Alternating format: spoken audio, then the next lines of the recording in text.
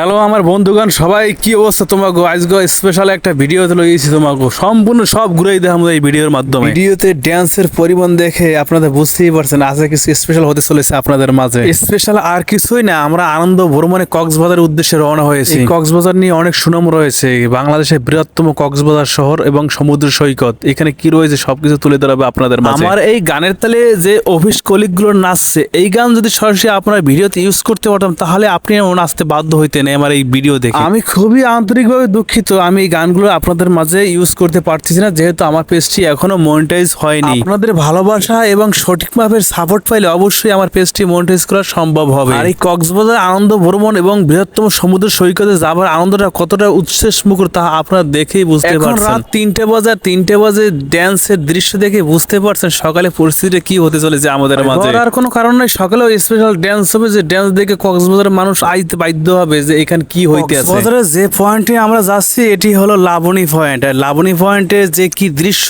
দেখলেই আপনারা বুঝতে পারবেন। একবার আর দুইবার না, 3 থেকে 4 বার আমি কক্সবাজার গিয়েছি, তাই কক্সবাজার সম্বন্ধে ভালোই আইডিয়া রয়েছে আমার। তাই এবারও কক্সবাজার রওনা হয়েছি বন্ধু বান্ধব নিয়ে। কক্সবাজার এসে গাড়ি পৌঁছলো সকাল 7টা বাজে, আর দিনটি ছিল শুক্রবার। কোনো সময় ব্যয় না করেই আমরা চলে আসছি হিমছড়ি পার্কে। হিমছড়ি পার্কে কি রয়েছে আপনারা স্বচক্ষে দেখতে পাচ্ছেন, আবার কিছু না বললে আপনারা বুঝতে পারবেন না। হিমছড়ি পার্কটি মূলত একটা পাহাড়কে কেন্দ্র করেই এই পার্কটি গড়ে উঠেছে। এই পার্কের মূলত প্রবেশ ফি হয়েছে 30 টাকা। 30 টাকা দিয়ে আমরা ভিতরে প্রবেশ করি, আর প্রবেশ করার পরেই আমরা যা দেখতে পাই সামনে মূলত ছোট ছোট কিছু দোকান রয়েছে। দোকানে মূল বিক্রিত পণ্যগুলো হলো শামুকের তৈরি কিছু আসবাবপত্র এবং অলংকার আদি। সবাই জানেন প্রত্যেকটা পর্যটন কেন্দ্রেই আচারের দোকানগুলি বেশিরভাগ থেকে থাকে, যেগুলো কিনা দূর দূরান্ত থেকে মানুষ এসে এখান থেকে সংগ্রহ করে থাকে। এই হিমছড়ি পার্কও তার ব্যতিক্রম নয়, এখানে প্রচুর পরিমাণে আচার পাওয়া যায়, যেগুলো কিনা অন্য জায়গায় এরকম পরিমাণ পাওয়া যায় না। তবে একটা কথা না বললে নয়, এই যে সিঁড়িগুলো দেখছেন হিমছড়ি পার্কে প্রবেশ করার পরেই এখানে হাজারখানেক সিঁড়ি দেখতে পারবেন। আর সিঁড়িগুলো বেয়ে উপরে ওঠা কতটা কষ্টসাধ্য একজন ব্যক্তি বলতে পারবে, যে ব্যক্তি এই পার্কে প্রবেশ করেছে এবং সিঁড়িগুলো বেয়ে উপরে উঠেছে। আরো দেখতে পারবেন এই পার্কে প্রচুর পরিমাণে গাছ রয়েছে, যে গাছগুলো কিনা পরিবেশের ভারসাম্য রক্ষা করে। পার্কের ভিতরে কিছু কিছু আকর্ষণীয় জায়গা রয়েছে, যে জায়গাগুলো যদি আমি বর্ণনা না দিই তাহলে কিরকম একটা আনকমফোর্টেবল মনে হবে। তার ভিতরে একটি উল্লেখযোগ্য জায়গা হলো আই লাভ হিমছড়ি। এই জায়গাটিতে এসে যদি ছবি না তোলেন তাহলে আপনার এই পার্কটা ঘোরাই বৃথা মনে হবে। তাই এখানে ছবি না তুলে কেউ মিস করবেন না। আমি এই পার্কে অনেকগুলি ছবি তুলেছি, তাই ভিডিও করার জন্য সামনের দিকে অগ্রসর হচ্ছে। আরো কি দেখাতে পারি আপনাদের তাই নিয়ে আমি ভাবছি। কিছু কথা না বললেই নয়, এখানে পার্কে এসে যদি মানুষের কাছ থেকে সাক্ষাৎকার না দিই তাহলে কেমন কেমন একটা ভাব মনে হবে। তাই কিছু দর্শকের কাছ থেকে সাক্ষাৎকার নেওয়ার জন্য আমি অগ্রসর হলাম। সাক্ষাৎকার যখন দিবি তাই একটু প্রস্তুতি নেওয়ারও ব্যাপার স্যাপার রয়েছে, তাই প্রস্তুতি নিচ্ছে। এই আপনি কোথা থেকে আসছেন ভাই, কিছু বলেন। বরিশাল কুয়াকাটা থেকে। বরিশাল কুয়াকাটা থেকে আইসে, ভালো জায়গা আছে বরিশাল কুয়াকাটা। ভাই আমার কেমন লাগে, কষ্টটা কিরকম হয়েছে কন?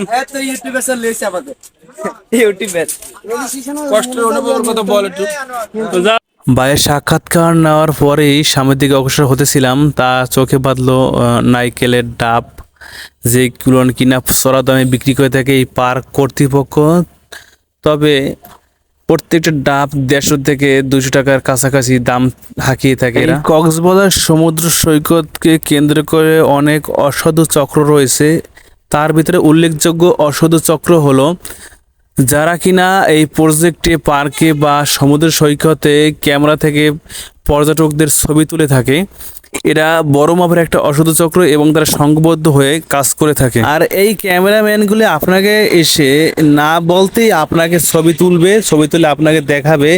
তারপর এক পর্যায়ে আপনি যদি রাজি হন তখন আপনার অনেকগুলি ছবি তুলে দেবে, যে কিগুলো আপনার প্রত্যাশার চেয়ে অনেকগুলি ছবি বেশি তুলে দেবে, যেগুলো কিনা পরবর্তী নিতে অস্বীকার হলে বিভিন্ন ধরনের হুমকি দামকি দিয়ে থাকবে। তাই আপনি এ থেকে সাবধানতা অবলম্বন করবেন, যতটা পারেন দর কষাকষি করে ছবি তুলবেন, কয় পিস তুলবেন এগুলো উল্লেখ করে দিবেন। তাহলে কি হবে, এ ধরনের গ্যাঞ্জাম ফেসাদ থেকে আপনি দূরে থাকতে পারবেন। আমরা হিমছড়ির সর্বোচ্চ উঁচু পর্যায়ে চলে আসছি, আর এখান থেকে আমরা কক্সবাজার সমুদ্র সৈকত বা কক্সবাজার বিচ থেকে আমরা দেখতে পাচ্ছি কত সুন্দর একটা ভিউ। এখান থেকে আপনারা ছবি তুললে ভিউটা অনেক সুন্দর আসবে। এখানে আপনারা দেখতে পাচ্ছেন এখানে একটা রেস্টুরেন্ট রয়েছে, মোটামুটি প্রচুর দাম রয়েছে প্রত্যেকটা পণ্যের, 2 থেকে 3 গুণের কাছাকাছি প্রত্যেকটা পণ্যের দাম। তবে আপনারা সবসময় দর কষাকষি করে বা দাম জেনে আপনারা এখান থেকে পণ্যগুলো ক্রয় করবেন। অতি দুঃখের সাথে এখানে একটা ঝর্ণা রয়েছে, ঝর্ণাটা দেখাতে পারিনি, পরবর্তী ভিডিওতে দেখানোর চেষ্টা করব। এই ভিডিওটা করা হয়েছে 2 থেকে 3 মাস আগে।